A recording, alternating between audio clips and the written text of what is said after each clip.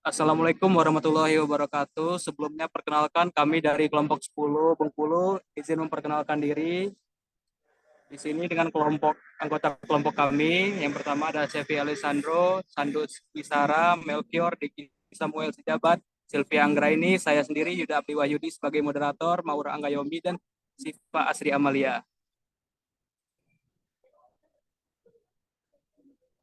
Daftar isi. Berikut adalah yang akan kita bahas. Pertama, Provinsi Bengkulu. Kedua, latar belakang. Ketiga, identifikasi masalah dan analisis permasalahan. Keempat, diagram fishbone. Kelima, hasil identifikasi faktor potensi. Keenam, kesimpulan. Dan ketujuh, saran.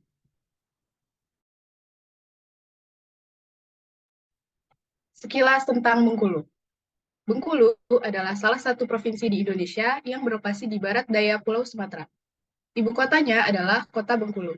Bengkulu resmi menjadi sebuah provinsi pada 18 November 1968 dengan dasar hukum Undang-Undang Nomor 9 Tahun 1967. Bengkulu memiliki wilayah 19.919,33 km persegi. Wilayah tersebut terdiri dari 10 kabupaten dan 129 kecamatan. Berdasarkan data Badan Pusat Statistik atau BPS tahun 2021, total populasi provinsi mencapai 2.091.314 jiwa. Provinsi Bengkulu terkenal dengan julukan Bumi Rafflesia. Ini disebabkan wilayah Provinsi Bengkulu merupakan wilayah endemik Puspa Langka Rafflesia arnoldi.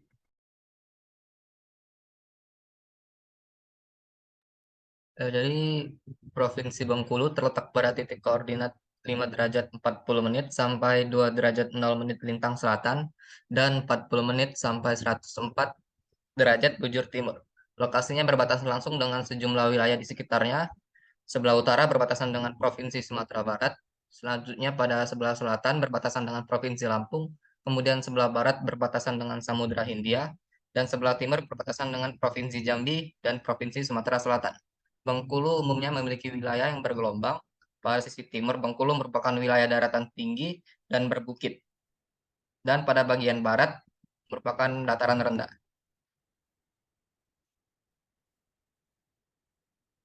Jadi latar belakang permasalahan yang kami buat, bahwasannya Provinsi Bengkulu berada di urutan kedua sepulau Sumatera untuk menunjukkan masih banyaknya penduduk kemiskinan pada Provinsi Bengkulu. Bisa dilihat pada tabel yang telah kami buat, menjelaskan bahwa tabel di atas menunjukkan bahwa terdapat kenaikan jumlah penduduk miskin di Provinsi Bengkulu. Dari awalnya 311,67 ribu jiwa pada tahun 2012 menjadi 327,35 ribu orang pada 2013. Ukuran kasar dari kemakmuran masyarakat adalah pendapatan per kapita yang diperoleh melalui distribusi pendapatan nasional kepada penduduk. Melalui jalur ini, masyarakat akan semakin makmur, namun tidak dapat dihindari bahwa tingginya angka kemiskinan di suatu tempat tidak hanya dikarenakan rendahnya pendapatan per kapita, namun terdapat faktor lain yang meliputi kemiskinan. Angka kemiskinan di Bengkulu pada Maret 2022 mencapai 297,230 orang atau 14,62% dari total jumlah penduduk di provinsi itu. Angka itu bertambah 5.400 orang dibanding September 2021 yang mencapai 291.790 penduduk miskin. Koordinator Fungsi Statistik Sosial Badan Pusat Statistik Provinsi Bengkulu, Budi Kurniawan mengatakan daerah perkotaan penyumbang terbesar angka kemiskinan pada September 2021 sebesar 14,73%, naik menjadi 14,88% pada Maret 2022. Sedangkan penduduk miskin di daerah perdesaan pada September 2021 sebesar 14,28%, naik menjadi 14,49% pada Maret 2022.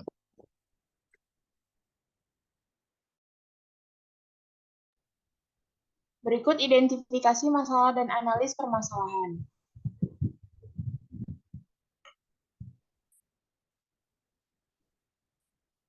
Nah, gambar di sini termasuk diagram fishbone.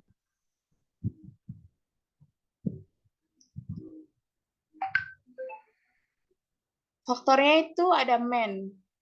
Penyebabnya kurangnya sumber daya manusia yang berkualitas. Penyebab kedua, kurangnya kinerja pemerintah dalam mengelola sumber daya yang ada. Penyebab ketiga, penduduk terlalu banyak. Tabel yang kedua, jumlah penduduk dan lapangan kerja tidak seimbang. Penyebab kedua, jumlah orang yang mencari pekerjaan lebih banyak daripada peluang. Penyebab ketiga, tidak berjalannya program keluarga berencana dengan baik. Tabel ketiga, tingkat pendidikan yang rendah menyebabkan kurangnya pengetahuan dan keterampilan. Penyebab kedua, rendahnya tingkat kesadaran terhadap pendidikan. Penyebab ketiga, kurangnya edukasi terhadap pentingnya pendidikan. Tabel keempat, penyebab pertama, ketidaksadaran terhadap minat dan bakat yang dimiliki. Penyebab kedua, tidak adanya rasa ingin tahu. Penyebab ketiga, tidak mendapat dukungan keluarga terhadap minat dan bakat yang dimiliki.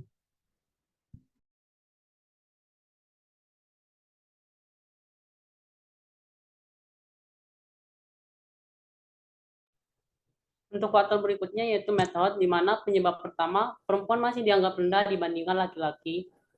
Penyebab kedua, proses kemiskinan yang sulit yang bisa diatasi.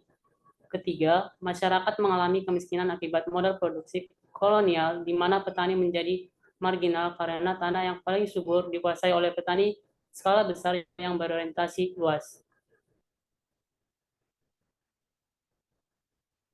Untuk faktor material, penyebab pertama di mana besarnya tanggungan hidup. Penyebab kedua, kurangnya penghasilan untuk memenuhi kebutuhan hidup. Penyebab ketiga, tingginya tingkat kelahiran. Nah, untuk selanjutnya, faktor match chain, di mana penyebab pertama, kurangnya edukasi terhadap teknologi. Penyebab kedua, lambatnya arus globalisasi. Penyebab ketiga, harga kebutuhan yang tinggi karena sistem distribusi yang sulit.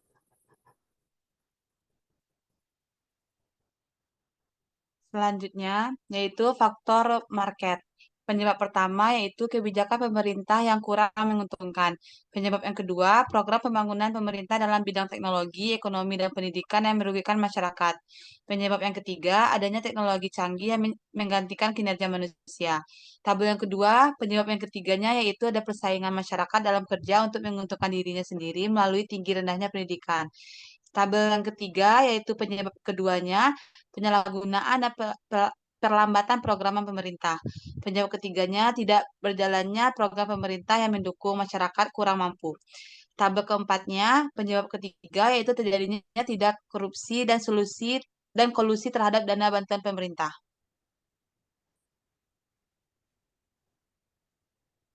Selanjutnya, faktor money. Penyebab pertama, pendapatan per kapita suatu daerah tergolong rendah. Penyebab yang kedua, penduduk dengan rata-rata pendapatan per kapita bulanan berada pada ambang garis kemiskinan. Penyebab yang ketiga, secara finansial tidak dapat memenuhi kebutuhan dasar hidup. Selanjutnya, jumlah pendapatan tidak sebanding dengan kebutuhan hidup. Penyebab yang kedua, pengeluaran minimum tidak bisa ditentukan atas miskin atau tidaknya seseorang. Penyebab yang ketiga, peran dan pengaruh besar UMR terhadap tingkat kemiskinan. Selanjutnya, terjadinya pandemi COVID-19, terjadinya tindak PHK terhadap para pekerja, dan aturan baru pemerintah terhadap COVID-19 yang wajib dipatuhi mempersulit masyarakat.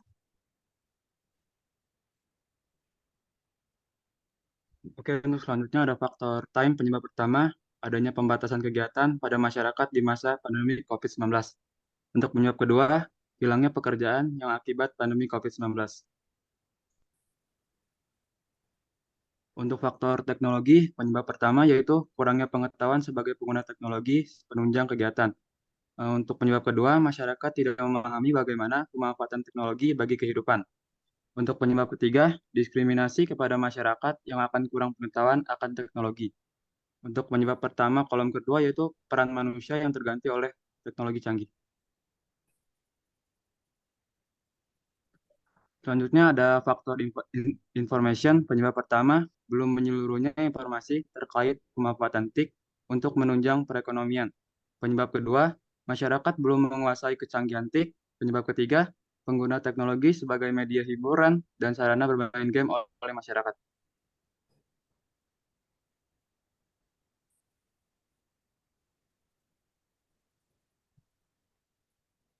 Ada hasil identifikasi faktor potensial. Yang pertama, permasalahan terhadap sumber daya manusia terdapat pada Fishbone M1.1, M1.1, M1.2. Yang kedua, rendahnya kesadaran akan pentingnya pendidikan yang menyebabkan seseorang cenderung memiliki keterampilan, wawasan, pengetahuan yang kurang memadai guna kelangsungan hidupnya. Terdapat pada Fishbone M1.3, M1.3.1, M1.3.1.1. Selanjutnya, ketidakseimbangan antara banyaknya ketanggungan hidup dengan tidak cukupnya pendapatan guna memenuhi kebutuhan hidup sehari-hari. Terdapat pada Fishbone M3.1, M3.1.1. Kemudian, pengurusan lahan permukiman yang canggih teknologi yang menggantikan tenaga kerja manusia sehingga menyebabkan berkurangnya lapangan pekerjaan. Terdapat pada Fishbone M5.1.1.1. Dan selanjutnya, diskriminasi terhadap masyarakat yang minim pengetahuan terhadap teknologi. Terdapat pada Fishbone P2.1.1. Yang terakhir adalah informasi atau penyuluhan yang kurang maksimal mengenai pemanfaatan teknik yang dapat menunjang perekonomian.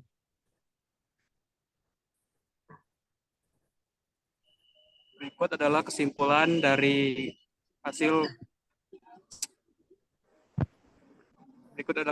dari hasil presentasi kami. Angka kemiskinan di Bengkulu sudah mencapai 297.230 orang atau 14,62% dari total penduduk tersebut. Penyebab utamanya adalah kurangnya sumber daya manusia yang berkualitas, kurangnya kinerja pemerintah untuk mengelola sumber daya, dan kurangnya kepedulian pemerintah terhadap masyarakat untuk menyediakan pendidikan yang layak.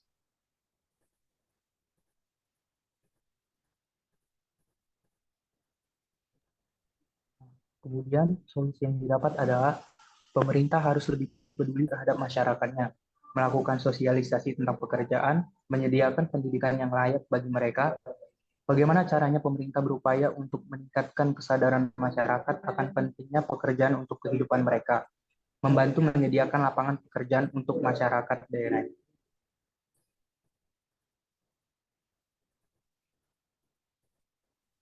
Berikut adalah daftar pustaka dari hasil presentasi kami.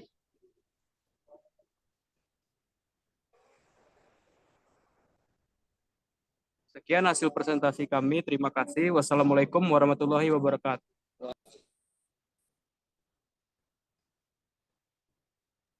Waalaikumsalam warahmatullahi wabarakatuh. Selesai, Bang. Nah, gimana?